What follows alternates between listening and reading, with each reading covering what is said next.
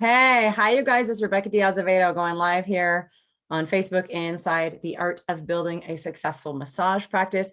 Super pumped to have you guys here. We're going to pick up today where we left off, which was last night. If you guys saw the Facebook Live I did where we started talking about money, mindset issues, and some of the practical things that you need to know about running a business, like the basic foundation of financial education for business owners.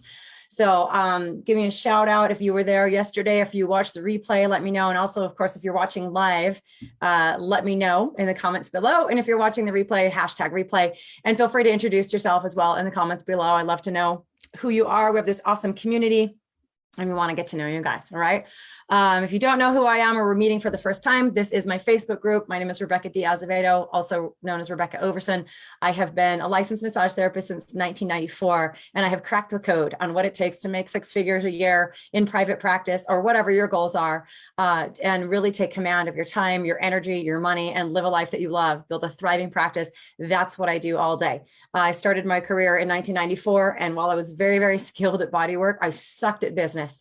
And I was receiving some really bad advice. My friends were just like, well, if you build it, they will come. And, if you're really good at what you do, then you'll have clients. And I believed that advice for 9 years until I had to close my practice because I was broke ass poor, to be honest with you. I was always working other jobs, doing other things.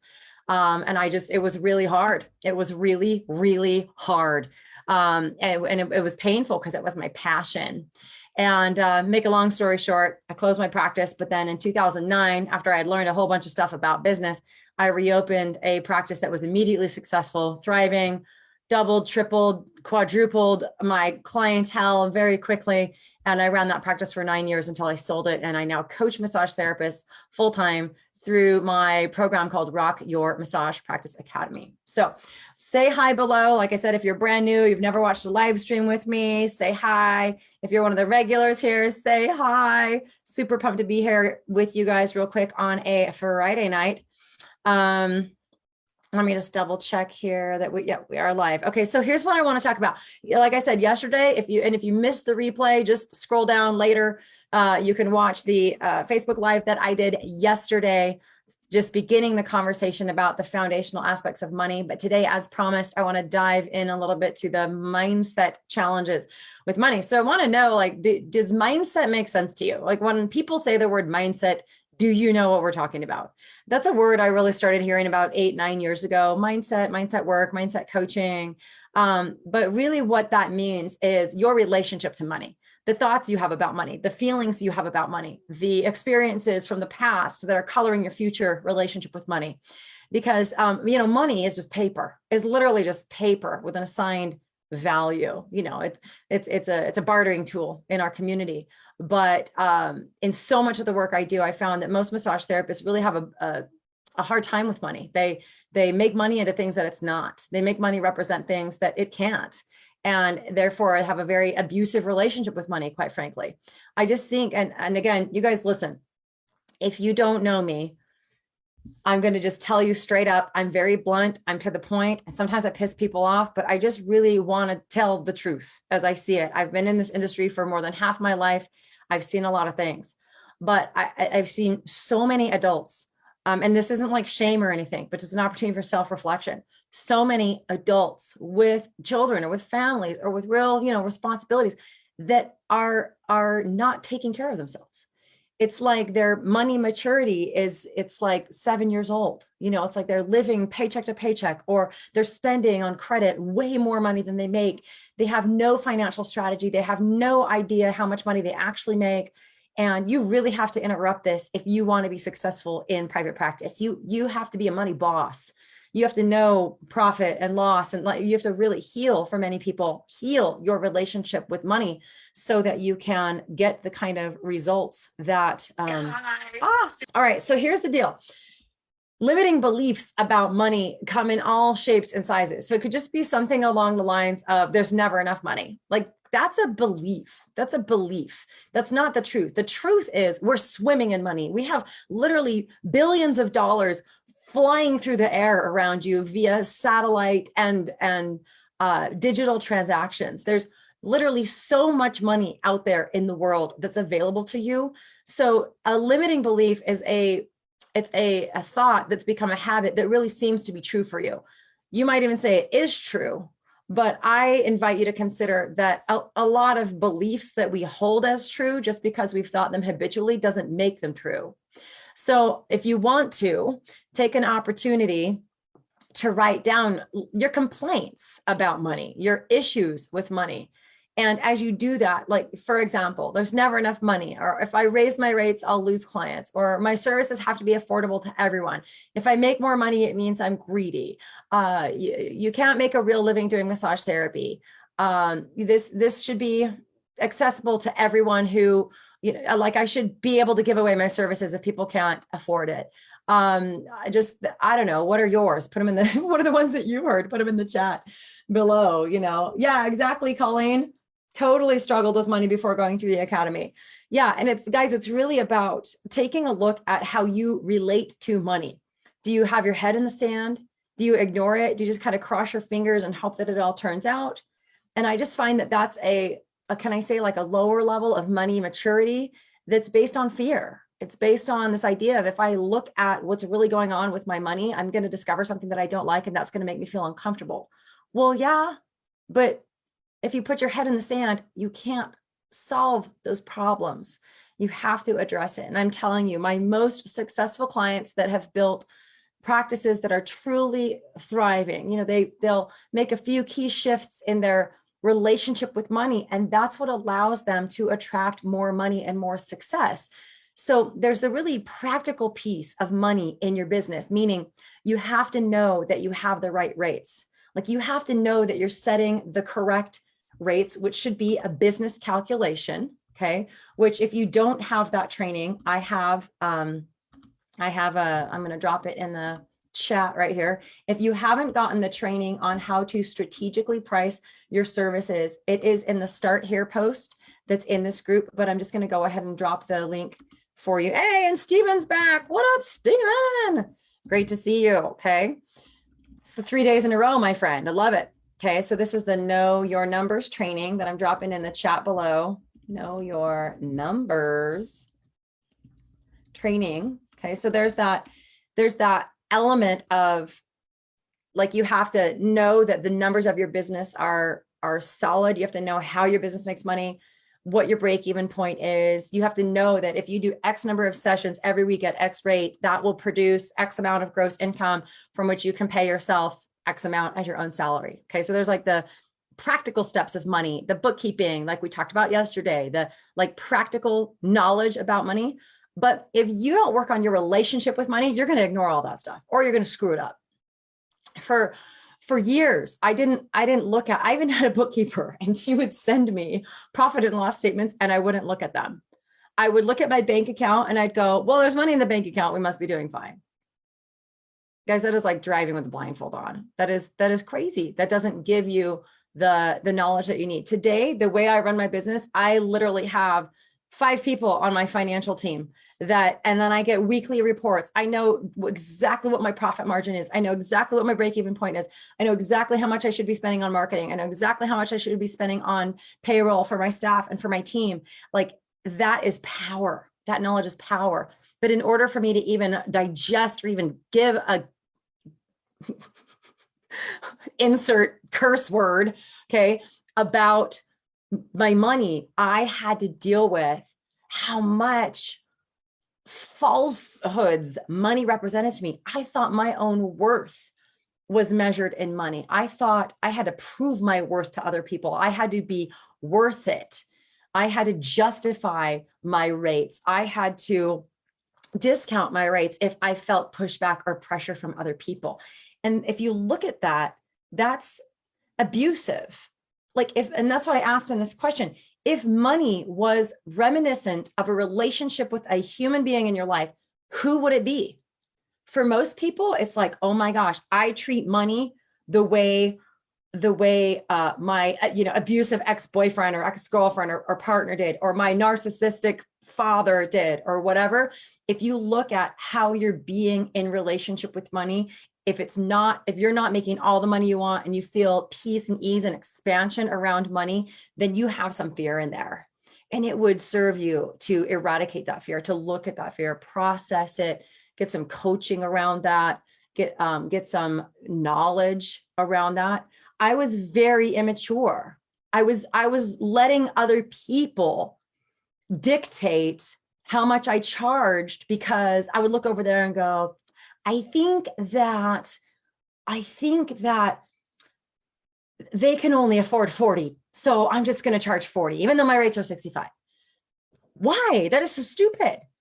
Not to mention my rates were literally like pin the tail on the donkey. Like it was literally like, I think I'm just going to charge 65 because that's what everyone else is charging. You know, like, okay, so you have to look at that. Like, how are you being? What are some adjectives that describe how you have been habitually being about money? Is it scared? Is it embarrassed? Is it shame, feeling shame? Is it angry? I used to be really angry about money. It was this feeling of like, well, no matter how hard I work, the more money I make, then it's like all of a sudden my car breaks down and I have to spend all this money to get my car fixed. Or the more money I make, the more I have to pay in taxes. And so I had this foot on the gas, foot on the brake kind of thing going on with money, where I'm like, I want to make money, but not that much. And that will produce very, very inconsistent results with money. Okay. The other thing about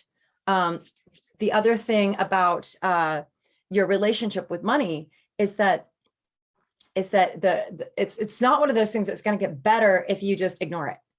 You know, it's like a pain in your body. It's like a growth on your skin. You're just like, oh, I don't really want to confront what that might be, so I'm just going to ignore it. It doesn't get better. It doesn't get better. There's also what we call, some of you guys have heard about, or you've done my program that's called Creating Your Future. It's a 2-day live event that I do twice a year. It's a deep dive, inner cleanse, mindset coaching program. By the way, the next one is coming up in, I think, April of 2022. But there's a principle that I teach in there about values and about motivation.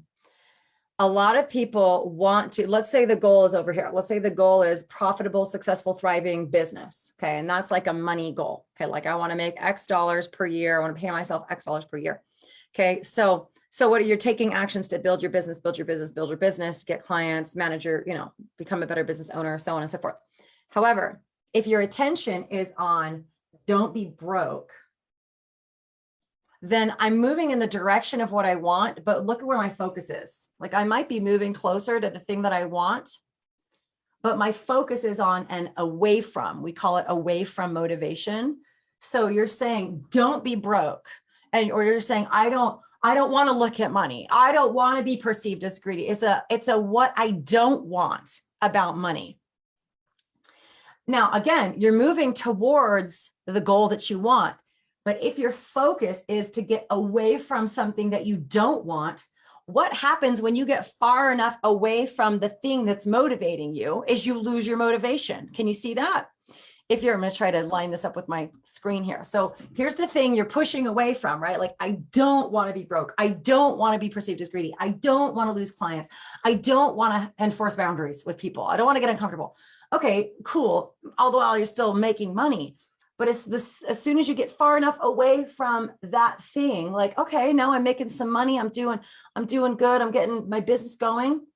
You subconsciously self-sabotage, you implode because you're far enough away from the thing that you don't want that you have no more motivation. Now, what that produces is inconsistent results. So raise your hand if you have inconsistent results with money. If you're like, oh, I'm doing great, and then I lose it all. Or, oh, it's growing, and then the other shoe drops. Or things, I'm making some progress, and then some life chaos thing, happens, right? You will subconsciously continue to create drama in your life because it is the drama that gives you the motivation to then push away from it and produce results. Some people know that they do really well under pressure or when their back is against the wall. You're somebody that's like, lazy all month. And you're like, oh, I'm not, I'm kind of, and then at the end of the month, you go, oh my gosh, I got to pay bills. I don't want to default on my loans. I don't want to not pay my rent. And then all of a sudden you produce results at the end of the month because your back is up against the wall. It works, but it's not sustainable. Okay. So what those are limiting beliefs. There's pain in there. There's fear in there. There's shame. There's guilt in there. And instead, I would invite you to consider, what is it that you want? As soon as you're saying and focusing on what you're giving attention to what you don't want, you're just giving that more energy, and what you're focusing on, you'll create more of. So I invite people, and I teach all kinds of manifesting tools. And many of Stephen, you were asking about hypnotherapy. I have a hypnotherapy school. I train massage therapists to add those tools to their practice. And I even include hypnotherapy training in my business academy because it's deep dive mindset work for you. All hypnosis is self-hypnosis. No one can hypnotize you. We're only doing hypnosis with ourselves. People can guide you, but you're doing that to yourself. So hypnosis, why I teach it to my students is because what you begin to focus on is what you want. You say, I love how it feels when I think about having a thriving business. I'm in the process of attracting my ideal clients. I'm in the process of becoming prosperous and abundant. And you're instead picturing what you want instead of using what you don't want as your motivation. And that is a key shift. Like that one thing, if all you did was pay attention to that list that I asked you to make, write down all the things that suck about money, that you complain about money, that aren't working for you about money, what you'll see are fears, you'll see negative emotions, and you'll see a bunch of limiting decisions. And just because you decided you are that way, or money is that way, or life is that way, or your clients are that way, it doesn't mean it's true. But your word will become law in the universe. If you say, gosh, I really suck at money, your unconscious mind, which is the driving force in your life, will go, okay, I suck at money. All right, cool. And it'll start to focus on all the ways you suck at money. And then you're just going to create a lot of turmoil, a lot of pain, and a lot of drama for yourself, versus saying, I'm in the process of learning how to master money. It's the same thing, but your focus is totally different. Is this making sense, you guys? Is this valuable information for you? Okay.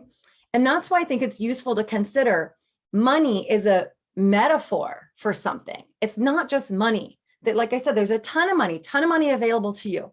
And money is the currency of our economy. Money is, it's representation of our work and our effort. It used to be like chickens and cows, but we came up with coins and currency because it was easier to trade that instead of carry chickens around in our pockets all the time in case we needed, something, right? So we have so many stories about money, but it really does for many people and reveal a lot when you are looking at, if money was a person in my life, who would it be? How am I relating to money? And then you need to do the work to heal that relationship. Okay, you need to actually look at it from that perspective. Sorry, my lighting's going crazy. There we go. You need to look at it from that perspective and go, wow, is that even true? Is it even true that you suck at money? Seriously, you guys, it wasn't until I was like 40 that I realized, yeah, my parents didn't teach me a whole lot about money, but it's my job to do that. I'm 40. I'm a grown ass woman. Start reading some books. Like, figure that shit out, right? Do not be a victim about it. And the other thing that's really important to remember that I remind all of my students, sorry, you guys, I'm having lighting flickering issues. It's making me crazy right now. So let's see if that makes it better. Is that you are 100% responsible for all the results that you produce in your life. I think it was Mel Robbins or somebody else said, you may have had a crappy childhood. You may have had all kinds of things happen to you that seemed to handicap you as a child. You're not responsible for the garbage that happened to you when you were a child. You were a child, but as an adult, you are 100% responsible for fixing that. So you can either live your life in this context, live your relationship with money as a victim, blaming other people, not taking responsibility for it. But I'm going to tell you, you're the most powerful force in the universe. Whatever results you have, you did that. You did that either because of the actions you took or the actions you didn't take. So the longer you don't pony up about money, the longer you put your head in the sand, guess what? That's going to produce disasters and drama and poverty in your life. The results you have are completely correlated with how you're behaving about money, and the behavior about money is completely correlated with your beliefs about money. So, just that alone, shifting from I am responsible for fixing this, I am responsible for taking the actions, I am responsible for getting the outcome that I want to get, then the way will show up for you. But if you just go, oh, I just can't, and I've never, and I wouldn't be able to, and that's not possible for me. Okay, you're right. And you will stay handicapped. You will put a nail in your foot to the ground, which will have you just running in circles all the time and never being able to get where you want to go, just because you pretended you didn't have the power to fix it. But I want you to know you always have the power to fix it. You always can make a different choice. Always. Let me know if you guys need anything else. I'm going to go ahead and hop off. If you want to get in touch with me, you just need to message me through my page. It's Rebecca Overson Coaching. Let me drop the link for that in here as well. I would prefer that you just DM me through my coaching page versus friending me on Facebook. Guys, I get a bajillion friend requests from massage therapists. And as much as I love you, I try to keep the business conversations on the business page. Okay. So I'll go ahead and drop the link for that here as well. Yeah. So we just gave away $1,000, you guys. I hope you do something with that and let us know what you're going to do. Okay. So that's my business page. I'll just put the link right there. That's a horrible, ugly link. We'll try to make them prettier. Okay. I know, Amanda. I think I told on myself. Oh, well, that's how it goes. Okay. All right, guys, have a great evening. We'll see you guys tomorrow. And like I said, replay, if you're watching the replay, there's some other links that we dropped there. Just let us know how we can serve you, how we can support you. You guys are amazing. I believe in you. You've got this. You have every resource available to you to absolutely crush it. And I want you to close out 2021 with a lot of strength and power. And I want you to hit 2022 and make it your best year yet. Okay. Talk to you guys later. Bye.